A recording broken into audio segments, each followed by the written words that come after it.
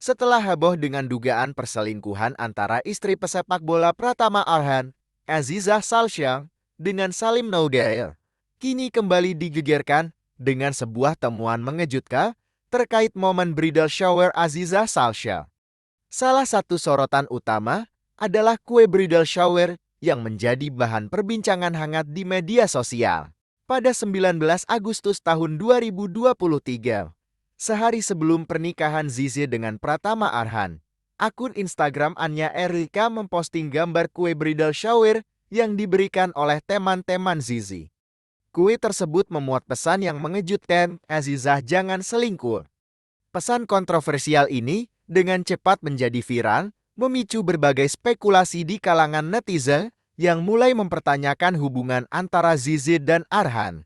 Netizen mulai menggali kembali informasi terkait momen bridal shower Zizi dan menyimpulkan bahwa pesan pada kue tersebut mungkin mencerminkan adanya masalah dalam hubungan Zizi dan Arhan.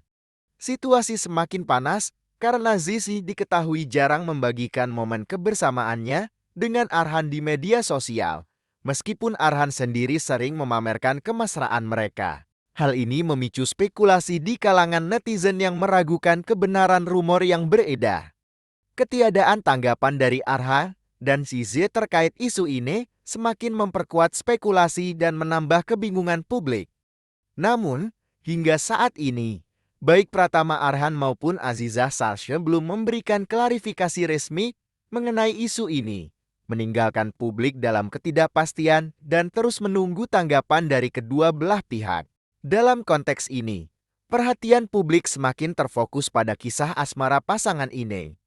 Apalagi dengan Arhan yang sedang bersiap menghadapi ronde ketiga kualifikasi Piala Dunia 2026. Berita dan spekulasi mengenai hubungan Zizi dan Arhan tampaknya akan terus menjadi sorotan utama hingga ada pernyataan resmi dari pihak-pihak terkait. Dengan situasi yang berkembang, publik dan penggemar tentu berharap agar semua pihak yang terlibat dapat memberikan klarifikasi yang diperlukan untuk meredakan ketegangan dan spekulasi yang semakin mengemuka di media sosial.